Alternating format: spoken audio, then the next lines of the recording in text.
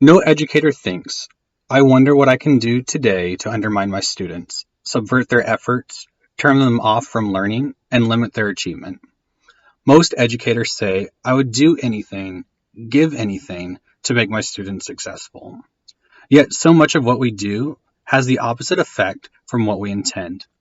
The helpful judgments, lessons, motivational techniques often send the wrong message. In fact, every word and action can send a message. It tells students how to think about themselves. A few weeks ago, I read the book Mindset, The New Psychology of Success by Dr. Carol Dweck. Dr. Dweck, a top professor of psychology at Stanford University and world-renowned researcher on human psychology, has spent her entire career looking at how we as people view ourselves, our abilities, and our potential. Dr. Dweck's research has shown that the mindset we hold of ourselves has tremendous influence on how we learn and which direction we take our lives. Now, her book covers everything from parenting, business, relationships, and schools, so for me to address all of these would make for a very long video. What I will do is cover the basics that are key for all the different parts of a person's life. But then I'm going to dive in and focus more on mindset in relation to schools, particularly for students and teachers. First, I'm going to talk about the principles of mindset, both theoretical and practical. Then I'll cover some of the applicable ways as teachers and students we can implement a healthy mindset that cultivates motivation for success. Finally, I will wrap up with some key points that will hopefully be helpful for both teachers and students. Okay, let's dive in.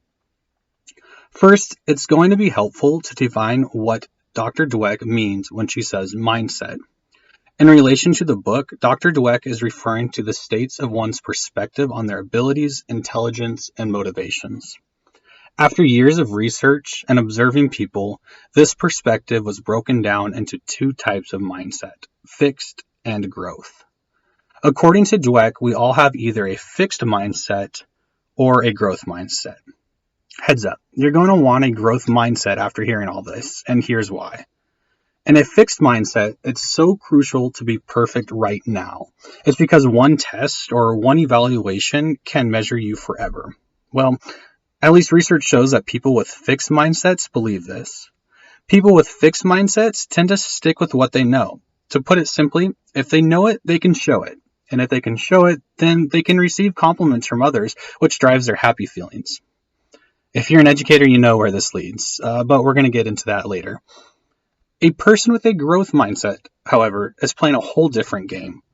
For a person with a growth mindset, being right is good, but not understanding something is better because it fuels the fire. The growth mindset says, my intelligence is something that grows. The more challenging something is, the more I'm going to learn from it, and the more intelligence I can go to obtain. Here's the thing. When it comes to a single assessment, or one test, educators know that it has very little for understanding someone's ability, let alone their potential to succeed in the future. However, for a person with a fixed mindset, failing that assessment or test can have repercussions that last a lifetime. The good news, though, for people currently living with a fixed mindset is that we're not locked into a mindset. And if you want to get deep into the weeds with this, we're not simply one or the other. Depending on the topic or situation, we can shift in and out of fixed or growth mindsets, which is pretty great news for educators. You should pick up Dr. Dweck's book and read chapter 2 if you want more details on the shifting of mindsets. Anyways, before we dive into the educational advantages of growth mindset and why educators should help their students get into that mindset, we should do a quick recap. First, remember, there's two types of mindsets, fixed and growth. Second, fixed mindsets are dangerous. A fixed mindset doesn't let you expand your knowledge or comfort zone. Making a mistake is going to have lifelong repercussions. Third, growth mindsets are powerful. With a growth mindset, you are hungry for knowledge and learning something new, even if it takes you longer to understand something. Mistakes are part of the game. They let you know you just need to keep working on something. And finally, we're not stuck with one mindset or another. We can slip in and out of them regularly, but with effort, we can actually stay in the growth mindset. So, how does this play into education? Why should educators care about the mindsets of their students? And finally, how can we create an environment in our classrooms that encourages growth mindsets for our students? I think it's pretty easy to see where this plays into education. After all, educators are in the business of shaping young minds. So in order for us to shape those minds, they first need to be in a position and willingness to be shaped. During a student's career, there are few people who are more with them than their teachers. Due to this high level of interaction with younger minds, it is imperative for educators to care about the mindsets of their students if they truly care about the students receiving the best education they can provide. Dr. Dweck says, growth-oriented teaching unleashes children's minds. She also gives some directives on how to accomplish this and also what to avoid in order to have a growth-oriented class environment. Let's start with what not to do. Dr. Dweck points out that many educators think that lowering their standards will give students success experiences, boost their self-esteem, and raise their achievements. But her studies show that lowered expectations does not increase student confidence. It simply leads to poorly educated students who feel entitled to easy work and lavish praise. Praise in the growth mindset community can be a bad word. We're going to look at it a little bit more here in a second, but telling students how smart they are or praising them for a grade is a no-no when it comes to a growth-minded classroom. It tells a student that they are the success, that they are the special and different ones, and that because of who they are is why they got a good grade. So one might think then that if lowering standards is not the answer to cultivating growth mindsets, that raising standards is. This is somewhat true, but Dweck shows us that simply raising standards in our schools without giving students the ability or tools to reach them is an absolutely terrible thing to do. Doing that pushes the already poorly prepared or poorly motivated student into failure and eventually out of school entirely. What is the answer then, you might ask? Well, the answer is not found in the mindset of the students, but in the mindset of the teacher. Yep, a teacher with a growth mindset is the most important tool to getting a student to adapt a growth mindset. Teachers with growth mindsets can teach inner-city high school students college-level calculus, or elementary grade students Shakespeare, both examples, by the way, that Dr. Dweck gives in her book. As I said before, growth-oriented teaching unleashes children's minds, and growth-minded teachers make for some great teachers. Great teachers set high standards for every student in their class, not just the ones who show the most potential who are already showing achievement. Does this mean we need to love all your students in order to be growth-minded teachers? No, come on, don't be crazy. But it does mean you have to care deeply about every single student and their education. You see, teachers with a fixed mindset create an atmosphere of judging. These teachers look at students' beginning performance in their class and make a decision on who their smart kids are and who they're going to focus on. They believe if you put more effort into the students who show them that they want to be there, they're going to be more successful. They don't see the value in putting effort into students who already show a lack of caring or ability. It's that common throwaway phrase all over again. If you don't care, why should I care? Okay, if you're not convinced about what Dr. Dweck has to say about this, then let's take a look at a guy she references in her book who goes by the name Benjamin Bloom. You know, that Bloom's taxonomy guy, kind of a big deal in the education world. What Bloom found when he studied 120 people from around the world who are the tops of their fields in the major industries is that teachers in their life who are incredibly warm, accepting, and caring were fundamental to their growth. These teachers created an environment of high standards, but also an atmosphere of trust, not judgment. Let's look at an example of an actual teacher from Dr. Dweck's book. Mrs. Collins, an elementary and early middle school teacher that Dweck observed for some time, maintained an extremely nurturing atmosphere, a ridiculously challenging and high-standard classroom, but one that was welcoming and caring for every single student. This environment helped Miss Collins to guide her fifth graders to complete a reading list for her class that included books such as Of Mice and Men, Native Son, The Joy Luck Club, and To Kill a Mockingbird. Her sixth graders were also fairly impressive by showing their understanding on an end-of-year 8th grade algebra exam, scoring better than most of the 8th grade classes. So, what was the golden ticket for Miss Collins? Well, she chalked it up to her deep personal commitment to every student. She didn't praise her students. She didn't make them feel special for being far above the standards. She demanded high levels of commitment from them and made sure they knew she would never give up on them. According to Dweck, one of the best gifts an educator can give to their students is to teach them to love challenges, be intrigued by mistakes, enjoy effort, seek new strategies, and keep on learning. Rather than praising their intelligence or their grades on an assignment, educators should ask questions that make them reflect on the efforts they put into studying and how they have improved from the lessons, assignments, or years before. This doesn't mean we shouldn't restrain from showing affirmation from our students. Far from it. They must know you care and think highly of them. However, it does mean we need to be more intentional with how and what we are praising.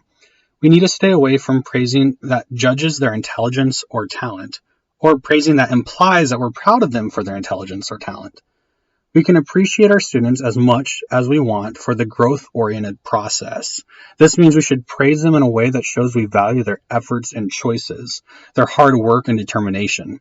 Think of a little toddler learning to walk. When they fall down, we praise them for getting back up and trying again and again. We encourage their effort and motivation because we know eventually they're going to walk. Eventually they're going to get it right. Effort and determination will eventually get our students to the correct answers. In the end, though, it isn't the answers, it's the process that matters. You might be thinking this is all great when dealing with students who actually care about school. But what if I'm working with a student who could care less? Dr. Dweck writes about an interaction that Collins had with one of her students. When the students ripped up their work in front of her, and she was direct with them, asking, "What are you going to do? Use your life or throw it away?" When the students responded that they're not going to do any work, Miss Collins again responded, showing her a heroic depth of care. "I'm not going to give up on you," she said. "I'm not going to let you give up on yourself. If you sit there leaning against this wall all day, you're going to end up leaning or on something or someone all your life. And all that brilliance bottled up inside you, it's going to go to waste."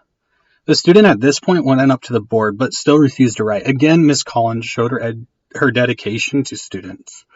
"If you do not want to participate, go to the telephone. Tell your mother, 'Mom, in this school we have to learn, and Miss Collins says I can't fool around, so will you please pick me up?'" Finally, the student started to write. Eventually, the student became a consistent participant in the class. Collins showed Dweck a reflection from that same student later in the year that read, "Somnus, God of sleep, please awake us. While we sleep, ignorance takes over the world. Take your spell off us. We don't have long before ignorance makes a coup d'etat of the world." You see, when teachers judge students, the students are going to sabotage the teacher by not trying. But when students understand that school is for them, a place for them to grow their minds, well, they're going to refuse to sabotage themselves. You might be wondering, who in the world are these teachers? How can they be so selfless? Well, to be honest, growth-minded teachers are not completely selfless. They too love to learn. They use their students in their classrooms to grow their own minds. They are constantly wondering how they can be a better teacher, how they can gain more knowledge and pass it on to their students. Every interaction with a student or a class is an opportunity for a growth-minded teacher to keep growing themselves. So, though they give and care deeply about their students, it's not only giving, they're also taking. Fixed-minded teachers, on the other hand, look at themselves as a completed product. They see that they have a depth of knowledge and that it's their duty to impart that on their students, and the students have an obligation to obtain that knowledge for them. Sounds pretty boring to me. Years and years of thinking you know everything and that each new class, each new year is just a repeat of the last? Yeah, no thank you. So Dweck asks, are great teachers born or made? Can anyone be a Collins? It starts with the growth mindset, about yourself and then about your students. It's not just lip service to the idea that all children can learn, but a deep desire to reach in and ignite the minds of every child. Okay, well, I hope it wasn't too much and you just brain dumped this all, but if you zoned out for the last few minutes, that's okay too. I just want to leave you with what I think the key ideas of Dr. Carol Dweck's book, The Mindset, The New Psychology of Success, are in relation to educators and students. First, praising students for their intelligence harms their motivation and it harms their performance. Rather than praising their intelligence or their grade on an assignment, educators should praise their efforts and their achievements. Growth-oriented teaching unleashes students' minds. The great teacher believes in the growth of the intellect and talent, and they are fascinated with the process of learning. Lowering standards just leads to poorly educated students who feel entitled to easy work and lavish praise. You do not have to love your students, but you must care deeply about every single student.